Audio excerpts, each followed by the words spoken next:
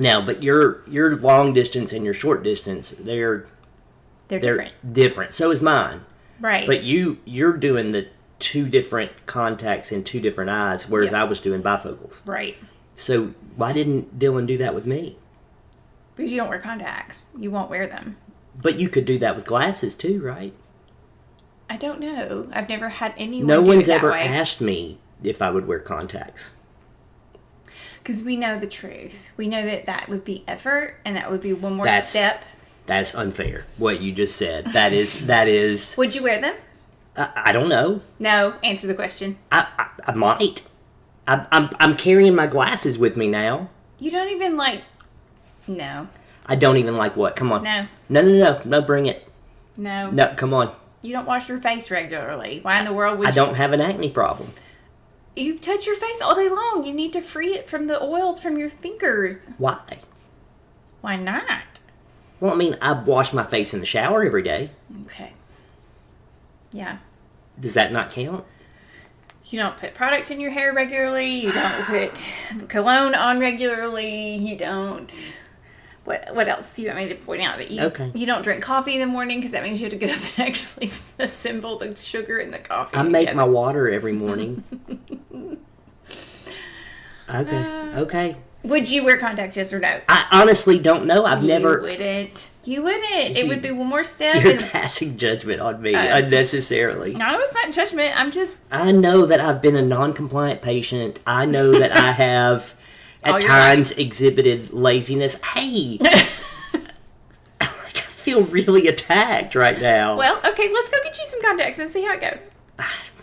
Prove me wrong. You can. I honestly don't know that I want them. I'm just saying all I said was no one's ever asked me. Well, maybe you should ask your doctor friend Dylan what he thinks. Because he is your friend and he knows you well. I mean... I can call him if you like. No, it's all right.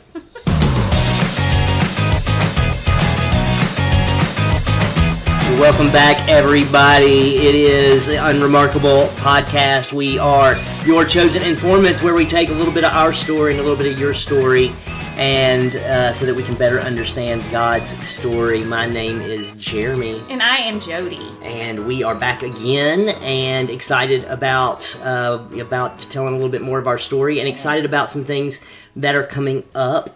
Just so you know that we are moving into a portion of the podcast where we're going to start talking to some other folks about what it's like to experience hope in the midst of difficult circumstances, and so we're starting to kind of line those up, and so that's kind of exciting. If you have a story that you would like to tell about overcoming adversity, or about maintaining hope or faith in God in the middle of some difficult circumstances, do me a favor and let us know. There's a couple ways you can get in touch with us. First, you can email me.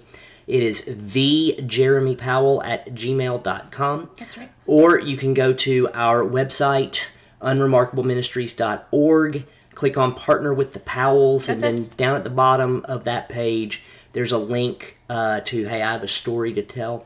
And we would love to be able to talk with you and share your story, so that we can help other people understand God's story in the midst of difficulty that we're all experiencing. And man, there's a lot going on in the world. Yeah, and we are please be aware that we are hoping, if nothing else, that this particular unveiling of our story just helps you to look inwardly and to see, hey, I can relate to that, and see where God has showed up and showed out. And it's not because your story's like ours, but you've been able to peel back the layers and see where God's been stirring in your life as well, and He's been present and wanting to make you feel that comfort and that redeeming hope. I think one of the things that's been so rewarding, as I've gotten an opportunity to go and share my story, basically all over the Southeast at this point, I think what's been really cool about that is every time, it's not an almost every time I get done and the service is over, people come up to me and they want to tell me a little bit of what they've experienced. Yeah. Everybody has a story. Amen. And again, one of the things that we have adopted, one of the mantras we have adopted is we don't compare paper cuts. Everybody's got a story, and that story matters to you. And it impacts you differently. And it impacts you differently. That's exactly right. And so we would love to be able to share that. So reach out to us, thejeremypowell@gmail.com or unremarkableministries.org, partner with the Powells. And we would love to have you guys on. We're starting to line up some of those. We've met some folks that we've gotten on board, and so we're super excited about that coming up. No story is invaluable. Like, we don't need you to be another podcaster. We don't need you to be someone else in the church. We're hardly podcasters. Yeah, no, we need you to be... we just need to be a willing servant to tell how God has showed up and showed out and what you've learned from that. But I wanted to start today's episode with how God showed up and showed out, because you had a huge birthday party after 1 year transplant. We did, yeah. So, I didn't get to eat anything when they gave me my first birthday. Just, when you're given your new cells, the NIH, they throw you a party. It's so sweet. Buy you a cake, they decorate. Yeah. But you were on a feeding tube. I was on a feeding tube, and I remember like just bits of it. I don't remember much from that experience. There are pictures though, so I know it happened. Yeah. You don't remember that at all. I don't remember it at all. You may have been transferred back to the ICU that night. Really? Yeah. And so 1 year, so that was April the 2nd. Of 2021 that I got my new cells, and then April 2nd of 2022 you decided I think we just need to celebrate. We need to celebrate 1 year. That's huge. We were touch and go for months because they weren't sure if the cells were going to take. I mean, the whole concept that your body, designed by God the Creator, is made to reject anything that doesn't belong. Right. And that includes even when the thing that doesn't belong is there to help. No, that's exactly right. So you had cells infused into your body, and you had to trick your body to say, no, these can stay. They're friends. And we had amazing victories at this point. So remember, I came home November of 2021. So you're that's December, January, February, March, April, 5 months. Not even 5 months being home. Yeah. I was back in the regular preaching rotation. Yeah. So we were gearing up for Easter, if I'm not mistaken, at this point. We weren't quite there. But April would be the first month that I would preach 3 times in a month. Including twice on Sunday. Including, and so you would get twice every time we were preaching. Yeah. And then where I'm getting up on stage and preaching, I'm getting to church, on a regular basis now. I'm not coming into the office every day. But my weekly routine is Cindy was still staying with me through the week. And then on Tuesday morning I would have physical therapy. And my associate pastor Garrett would come and pick me up on Tuesday morning and drive me to therapy, and then load me up in the van after therapy, and we would drive to the church for staff meeting. Right. And we would have staff meeting, and then once a month we were going out to lunch together as a staff. Yeah. And then he would take me home, and I would continue working the rest of the day from home. And then on Wednesday, not at this point in the game, but by the summertime on Wednesday, I was having Courtney and Casey, our administrative assistant and children's minister, were coming and picking me up at lunchtime on Wednesday, and bringing me into the office so that by the fall I could be there for Wednesday night church. I know, we had such a team of people who willingly adjusted their schedule to make sure that you could stay plugged in. Absolutely amazing. And so I was able to we were experiencing all of that. We were, physical therapy. I was getting my upper body motion back. You were driving your chair. I was driving my chair with my hand, and in this time period around my first birthday was kind of the first time that we realized that I was able to kind of feed myself. Yeah, you were pretty well by that point. You were doing pretty successful with that. But what I love most about your birthday party is you had people from all over that came. We had people from previous churches, you had people from the community that weren't a part of our church, my family that came in. Like, it was a big deal. We were super excited to let you see who all was a part of that army that had been praying for you. And obviously not everyone could make it, but it was still just tremendous to see, hey, we're here to celebrate. We're not just here to celebrate you. We're here to celebrate what God did. Yeah. We had some folks come up from our old church, First Baptist Hayden. Yes. Some of my big supporter ladies that were there, and so excited to get to see them. Yeah. And then my mom came in with her family, and my dad and Cindy, of course, were there. My brother and your my brother dad, and your dad. It was and people just coming and just sharing stories of ways that they had been impacted over the last at that point probably 2 years or so of watching us battle and battling it with us along the way, right? Battling with us along the way. That we told the people that just called to wait. Well, they're part of your warrior project, so yeah, they are. So I was so touched and honored by that, because it spoke to my soul too. That I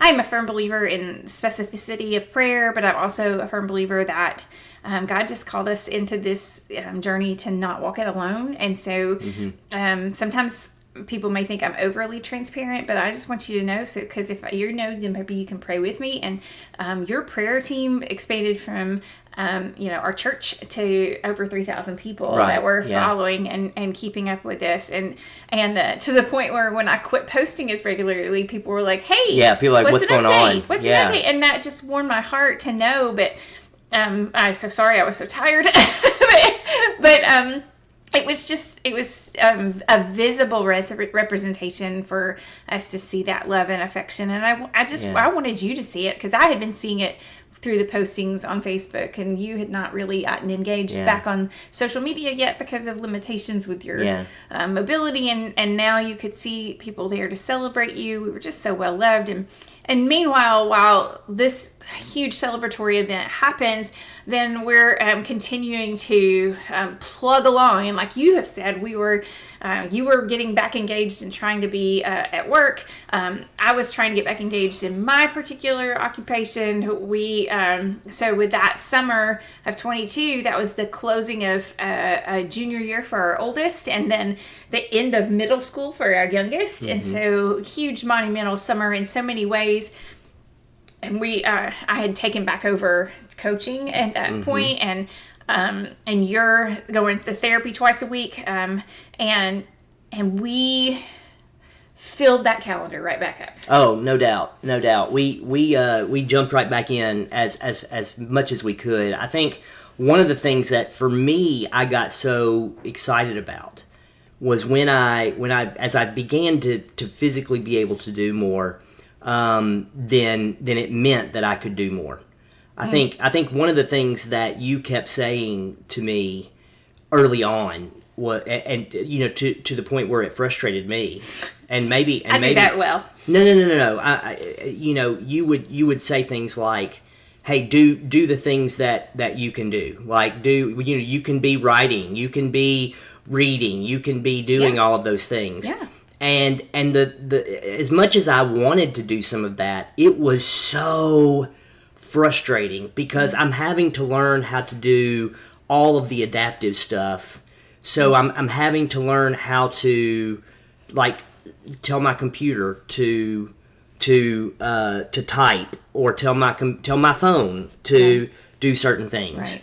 And then I'm having to tell my phone to stop listening and my computer to listen. And then when you would say something and voice to text wouldn't quite get it right, then you'd have to go back and edit. And I even tried early on writing some of those early sermons via just speaking it out loud. Right. And it something that should have taken me 15 minutes would take me an hour, and I it was exhausting. But at the same time, I know that was exhausting, but at the same time, it also is a revelation of how fast your brain works and how quickly you did used to do things. There are a lot of people who who took just as long to complete things as you did at your slowest pace. Like, you came back to Jerry McDonald's speed. I came back to Jerry McDonald's speed. Yeah, and Jerry McDonald was a man at he still is around. I love Jerry McDonald. He was at First Baptist Hayden, and he's just a country boy, right? Like, yes. he was a roper in the rodeo, and his daddy raised sheepdogs, and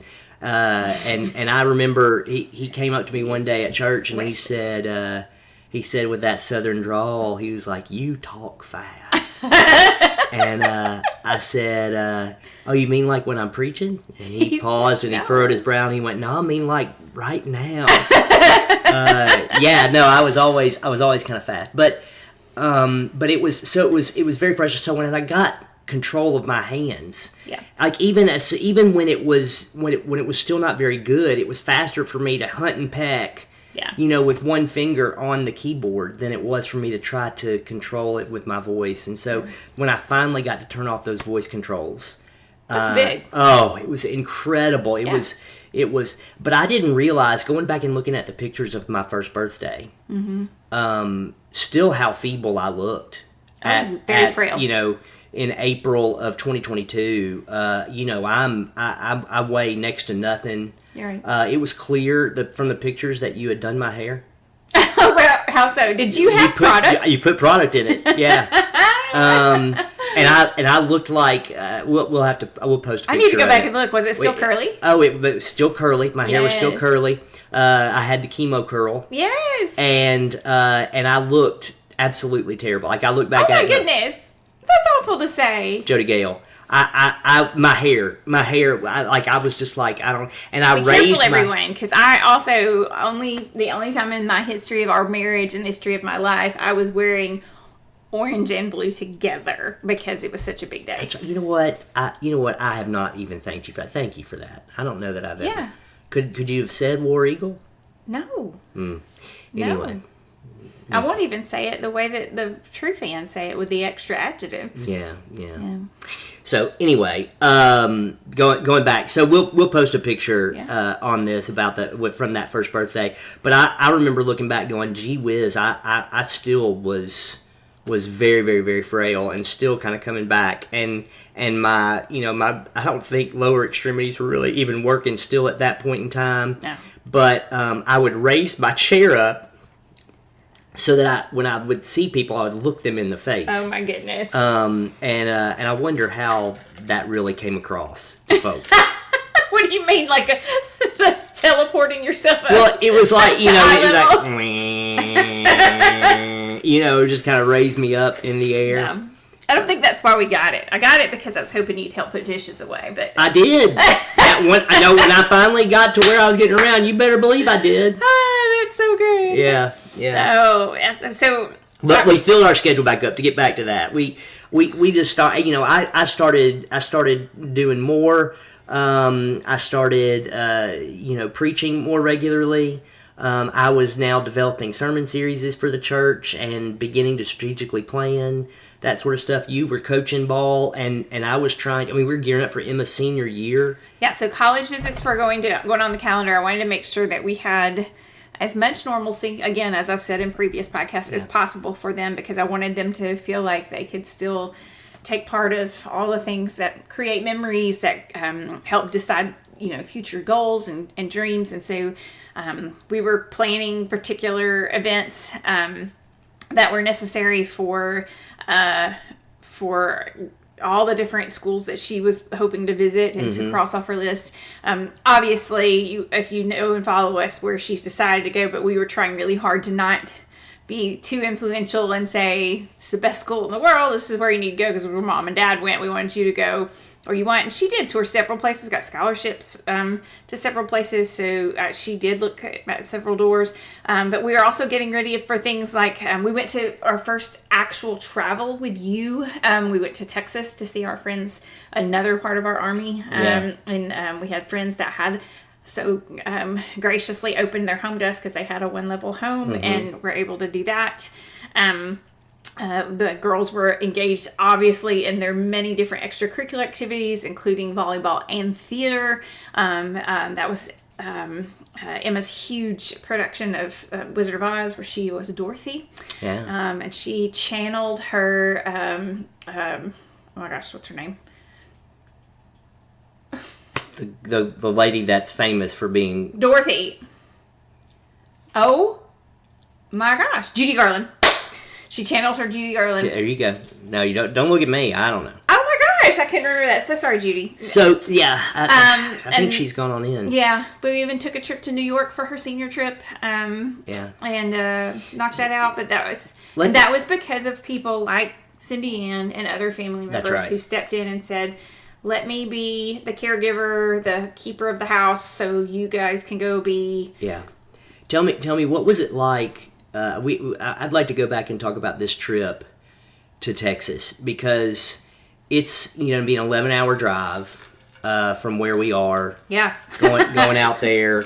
We're taking this 2007 Dodge Caravan. A blessing. Absolutely, but not necessarily the most reliable vehicle. It's loud. You've got speaking of loud, our dog Princess just came here. But tell me, like, what were you thinking? Because that sounds like just one of this is the way our marriage works. Jody comes up with the ideas, and it sounds like an amazing idea, and I just wonder. That sounds like a terrible idea. There's so many things that could go wrong with that. I'm the dreamer. And we have been very close with our dear friends in Texas since our first year of marriage. Our children call the other people aunt and uncle. Yeah, they're cousins. They're cousins. Yeah. They refer to each other that way. And we had... I had good fellowship with them, and I knew that a good visit with them would also be something that would be restorative and just healing, like a balm, if you will, for us just to kind of be in their presence and to return to that normalcy. And to a large degree, you were right. I if there was anybody that I would feel comfortable going to, because I'm still in that phase, like even at my birthday party, like there was so much attention, people looking at me, wanting to take pictures with me, like. I didn't want that. Like that. It was very hard for you because you didn't feel normal, but yet at the same time, you really were you were a miracle. And people just wanted to say, "Look at this." And I get that, but I felt kind of comfortable at least going to see them. And then on the way there, we had a little bit of an experience. You can't go anywhere with the Powells, and this was or be friends with us before meningitis or whatever, without us having some issues. And so we crossed the state line into Texas, and we come up on. We're going to need to take a stop, and we see a sign for Buc-ee's. This story of meningitis is the biggest of our stories, but we will tell you there has been. Countless things where God has just said, I know, Jody, you need to write a book, so let me throw some more in there. And, brakes have fallen out of our bottom of the car, rocks have gone through windows, purses have been stolen, all the things. So, we stop at Buc-ee's for the first time. We stop at Buc-ee's, we go in, and we're overwhelmed. It's absolutely insane. If you've never been to one, I don't understand. I mean, this is why people hate Americans. Yes. I think Buc-ee's. Yes, it really is. Where else can you get gas? Get brisket. Dr. Pepper gummies, brisket, and a fire pit, all in the same place. There was we're selling deer stands out in front of ours. Yes. So we get this stuff, and AJ loves some chocolate cake, so she had found this chocolate cake. Sister. Princess is really, really loud tonight. You're going to have to put her down. Girl, hush that. Like, we may have to put her down, like... Oh, my gosh. I'm kidding. Okay. So we get our food, we get in the car, we strap me back in, because you have to strap the wheelchair down. I'm riding in the wheelchair, strapped down to the van. Those of you that don't know, also, the speed limit in Texas... on the interstate is 75. 75, yeah. So I was like, what? And so everybody else is going, 85. And so merging onto the interstate. Oh, man. So we get on the interstate, and we're coming we're on the outskirts of Dallas, which, if you know the Dallas-Fort Worth Metroplex, it's gigantic, and they're doing some construction. Yes. So it's down to kind of one lane, and Jody's driving. It's nighttime. we're on the home stretch. I mean, we're in the last hour of our trip. We've got our Buc-ee's, we're ready to go. I've got my sun drop, I think, in a big, large cup, in my cup holder. Yes, which we had customly purchased for you for that particular That's right, that cup holder, yep. Mm-hmm. And so, and all of a sudden, somebody, like 2 or 3 cars in front of you, slams on the brakes. Yes.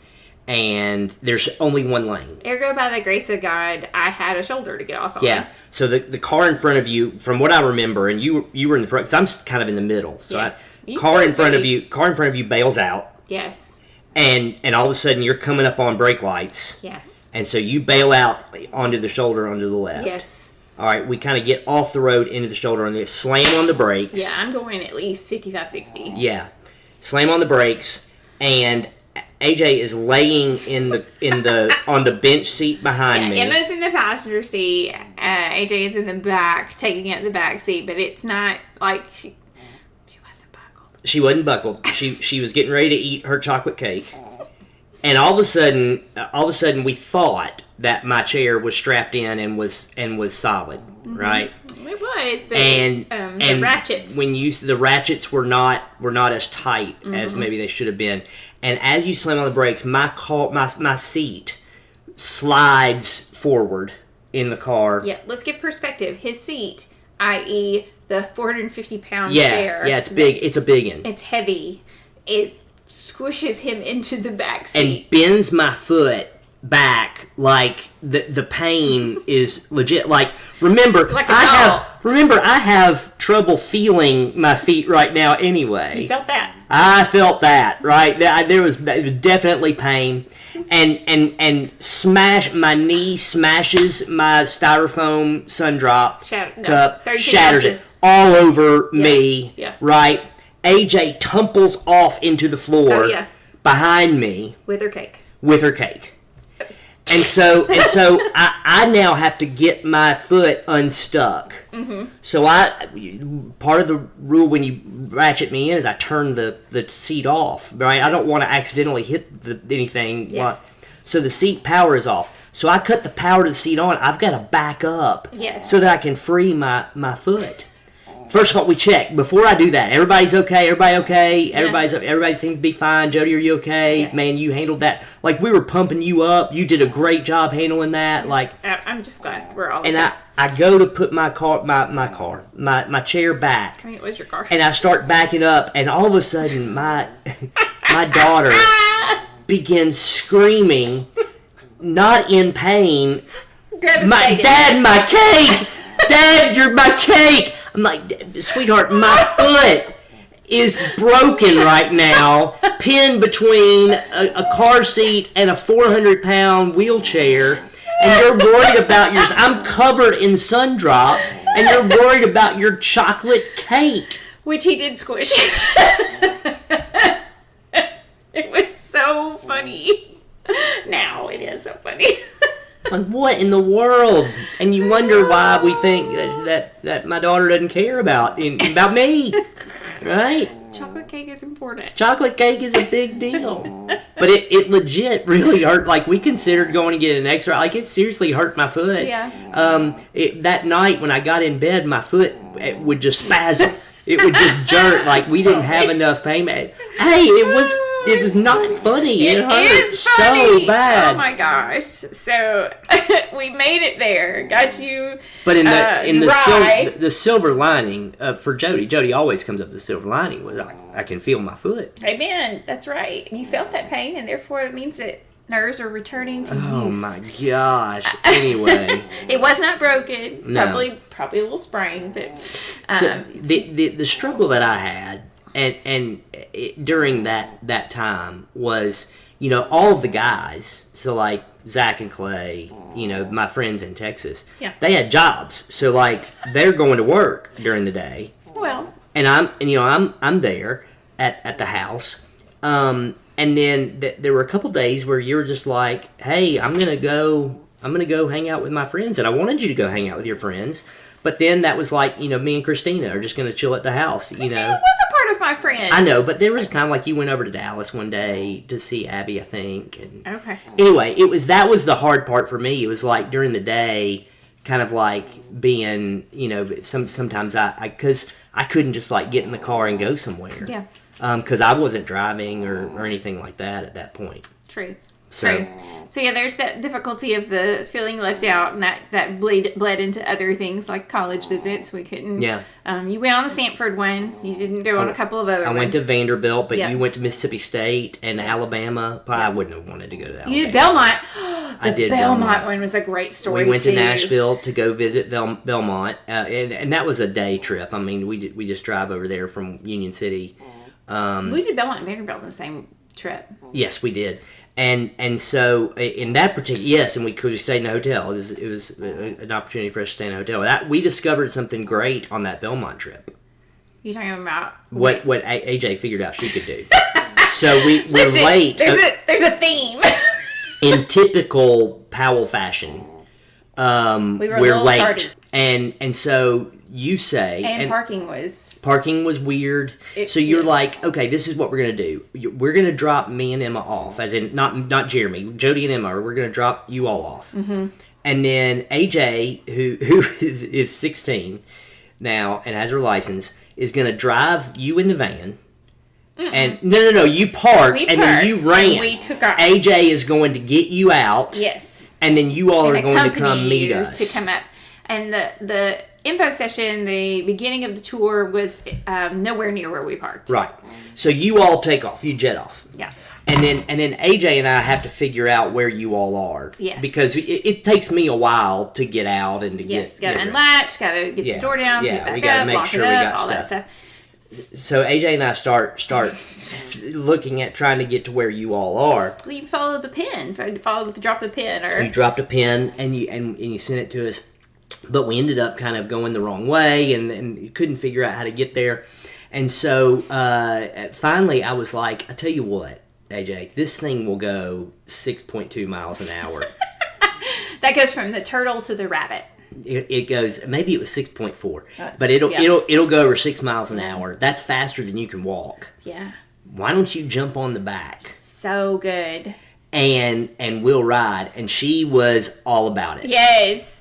So all of a sudden we come around the corner and I'm coming Jody to and find them, and they come around the corner of a building, and it's like we are the champions, and her riding on the back. She's on the back of my chair, and we are just booking it. I mean, we are just going as fast as we possibly can. That was great. And that became a favorite activity. Both girls loved to do that. Both girls riding on the back of my chair. Absolutely. Hey, anytime it's efficiency, not laziness. That's right. The way that I say there. No.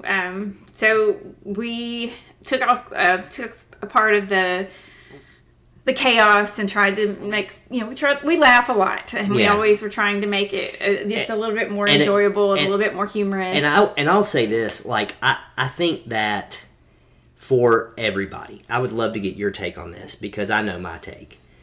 As I still am not able to do a lot of things, right? But now I can transfer from the chair to a bed. I can transfer from a chair, maybe to another chair, from my chair to like a chair if I need to, but like I can feed myself, I can give myself something to drink. As I'm able to do more of that, then it for me, just my mental status got a little bit better. Sure. And it got a little bit easier, I think, to do things. And even though it still wasn't easy to take me places always, it was easier now that y'all didn't have to worry about, hey, we got to make sure that we brush his teeth before we put him in bed, and we got to make sure, there was a lot of steps that were beginning to be weeded off of that, and obviously that made travel easier. And I think the Texas travel I chose also was kind of a test run to see what else can we pull off, what else are we going to be able to do. Where I can help with things and it won't be the girls having to do things. And so that gave us some advantages in that regard, and including, traveling back to Birmingham to see family, because my brother had an ability to host us in the bottom level of their home for you to get in. Your mom had a home that accommodated handicap accessible, and so that made that trip easy. So there was a lot of things that we were learning how to adjust to, but also still try to make work. Yeah. Meanwhile, I feel like, I think the thing that was becoming more, difficult was I think if you ever experienced a huge hype moment in your life, a wedding, a baby, a funeral, there's like a huge experience of overwhelming attention and love, and then gone.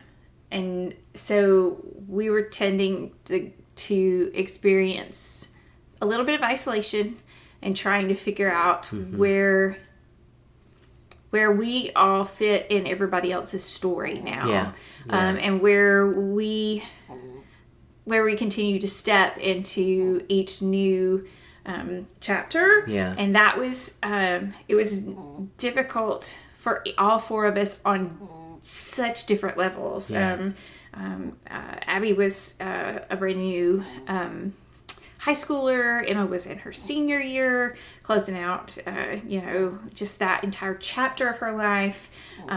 You were stepping back into as much engaged full time as you could.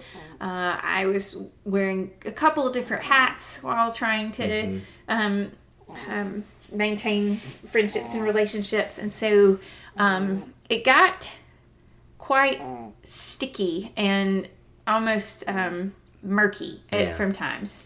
And that was emotionally difficult. I want to talk about that, but and maybe that's where we end today, because I wanted to talk about that summer. But so I had my first birthday April the 2nd of 2022, and then that summer is when, through physical therapy, I start taking some steps with my walker. I'm getting up now. We've determined that I can move my legs a little bit, and we started trying to figure out how I could begin walking with my walker. And so we had some different contraptions. They had MacGyvered some things at Star, and I'm beginning to kind of walk. That they have this walkway at Star that's probably 15 or 20 feet long. And I could go maybe about a third, initially about a third of the way, and then I'd have to sit and rest, and they would pull my wheelchair behind me a little bit. And I remember having a conversation with Greg, my occupational therapist, and he said to me, we need to think about a goal, and just let's set a goal that we can get to. And so I knew that Emma's senior year of volleyball was coming up, and I knew that they would have senior night. And on senior night, as parents, you walk out with your daughter, your player, and so I said, I think it would be really cool, and I didn't even know if this was attainable, but I was like, what if I was able to walk out, or at least stand, by her for senior night, and when he said, what, I think that's a realistic goal. That's awesome. I was like, okay. That's what we're going to try to do. And so just like in typical Jeremy/Auburn fan, I don't know that I shared that goal initially with everybody, but that was kind of what it is that we were looking for. I believe I mentioned that to you. I thought that should be a goal. And so if I'm not mistaken, senior night was kind of towards the end of September. We always try to have it towards the end of the season. End of September. And so I want to get your take on this, because I don't know that we ever really talked about it. So we knew what we were going to do. I felt very comfortable being able to walk out onto the football field, onto the basketball court, the volleyball court, and stand there for the entire, while they read where she was going to college, and all of the things that she had accomplished as a volleyball player, and those sorts of things. And of course, Coach Powell is going to be right there by her, as well. And so we walk out there. And I'm gonna, before I tell you the way that I interpreted this, because it made me chuckle at the time. I was not offended, but it made me chuckle. Tell me, what was your take on it as we're gonna do this? Walk out there to the middle of the floor. What is my take on it? Yeah, because you did something, and I thought it made me kind of chuckle. It kind of makes me chuckle even now. Good, but do you remember what you did? No idea what I did. I had just finished coaching a game, and yeah, I was trying to make sure all the people were. I feel like you were nervous. Were you nervous about me walking out there? I was nervous. I was most nervous about. I'll be honest with you. I was most nervous about the other seniors feeling like their night was taken because. Well, the heck with them. I'm kidding. Such a monumental thing happening with us. Yeah. So I was anxious. Yeah, I mean, there were people filming all over the place and that sort of stuff. No, so you were anxious, and the reason I know that is because I was fully intending to walk out there, stand there for the entire presentation, and then walk back to my chair and sit down. As soon as we get out there and they're reading, Emma's holding onto my arm, you like go and get my chair and bring it and get it right behind me, just in case I need it. And I remember chuckling at the time, being like, "Hey, I got this. Like, I can do this." You just never conveyed that to me, that you were going to be able to stand out. I know. I know we hadn't communicated about it, but I feel like you were really nervous about it, so you wanted to make sure that I take care of you and do that, and I certainly understand it. Buckled. I didn't want you to be like sprawled out on the floor. I know, and I thought it was so sweet, but at the same time, I was like, I got this. I know I can do it. Wow. And I stood the entire time. There you go, friends. That's communication. He didn't tell me. Oh, well, I didn't ask. And at that point in time, we and not that communication is great even now, but like we really struggled at that point in time. I think talking to each other about anything. No, it was survive. It was survival. We were so, and like I said, like you were saying, and maybe we'll chat about that just a little bit, but.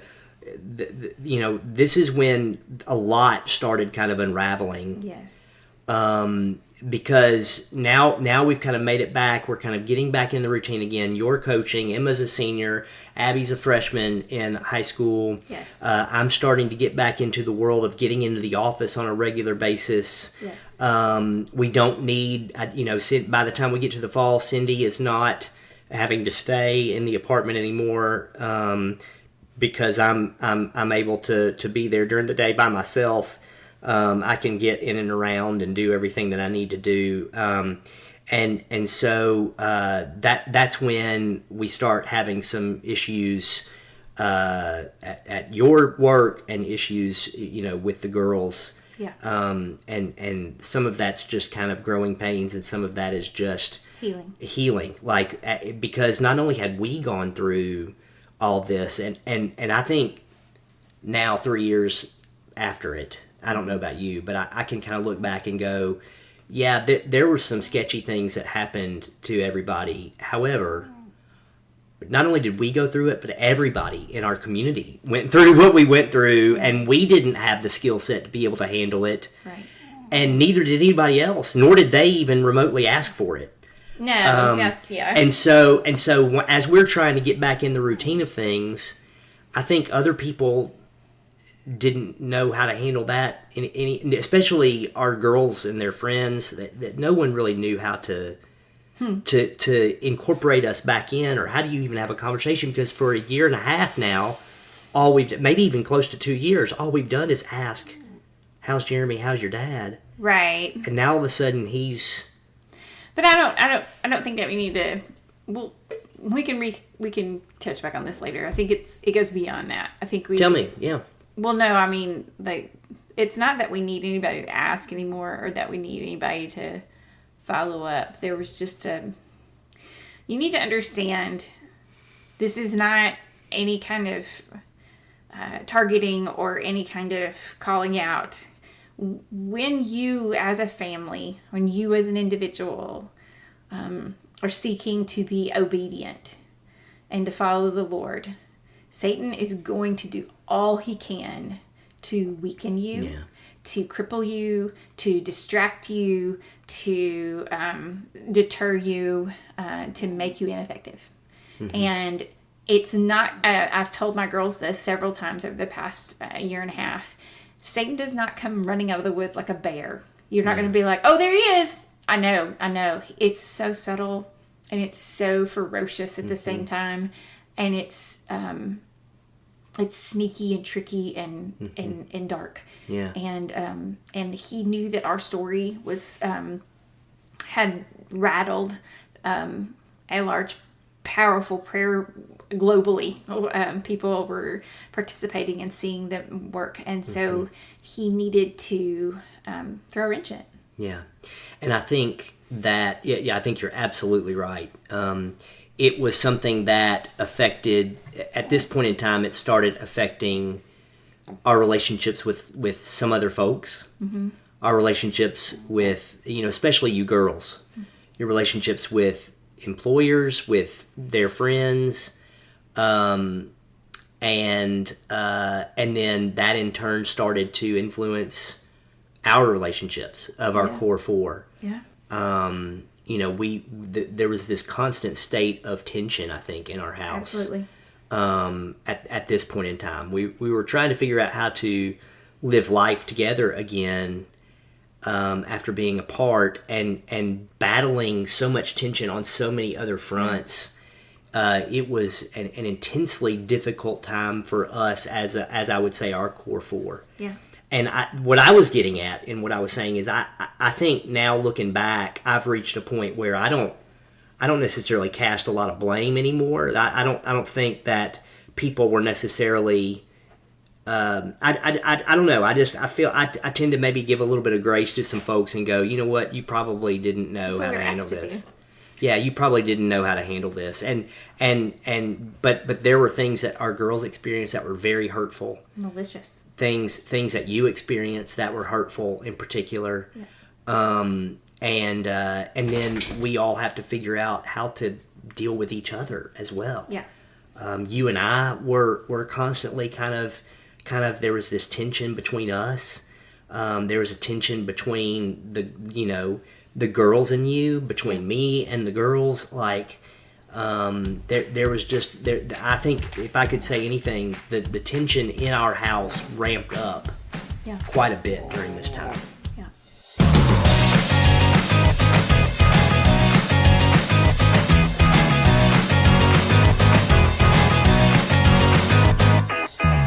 Okay, so we've reached the point in time in the podcast we're going to talk about what's remarkable. So Jody Powell, you get to go first. You've been thinking about it for like 3 weeks now. So what you got?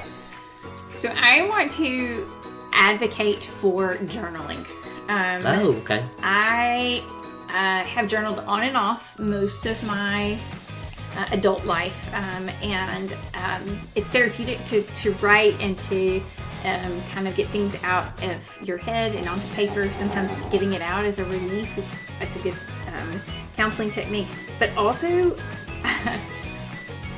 multiple times recently, I've been able to go back in my journal and see where God has answered a prayer. That's great. That is beautiful. It's not just like, hey, I remember praying this. I can see where I prayed it. And it's not just me creating this fictional memory. It happened, and here is the result of that prayer. And I'm so grateful for that. Do you prefer to journal by hand, or can you type it out? I have done both. I know, that's why I'm asking which you prefer. But I'm just telling other people. Yeah. I think journaling by hand makes me go slower. And it makes me more contemplative. So. Oh, wow. Big words. Yeah. Okay, so as far as what I see as remarkable, I came across an Instagram reel. That was a clip of an old, in fact I sent it to our family, clip of from 1994 newscast of the Today Show. And they are talking, so 1994, I was a senior in high school. I graduated in 95. They are talking about the internet. And somebody is trying to explain to the hosts what the internet is. Wow. Where it is. Yeah. And he's reading an email address online, and he's like, I didn't know I was going to have to parse this out. It's like today at or today, and then what's that sign? It's like an A with a circle around it. I've always thought it was at, but somebody also said it was for like among. So I don't know what that. Shorthand. And it's like NBC.com.org. Like what? Like they totally didn't know how to read it. Wow. They didn't know what it was. And I think, man, the technology is just so amazing. That's just a part of that was 1994. That was 30 years ago. 31 years ago. And where we are now, how ubiquitous all of that is. And I think about the last 130 years, we went from like the Wright brothers flying at Kitty Hawk to landing on the moon in 60 years.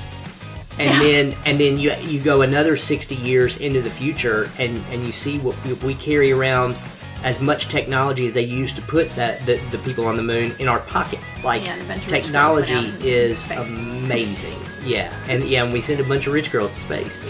But anyway, technology is absolutely amazing. Wow. Yeah, that's pretty cool.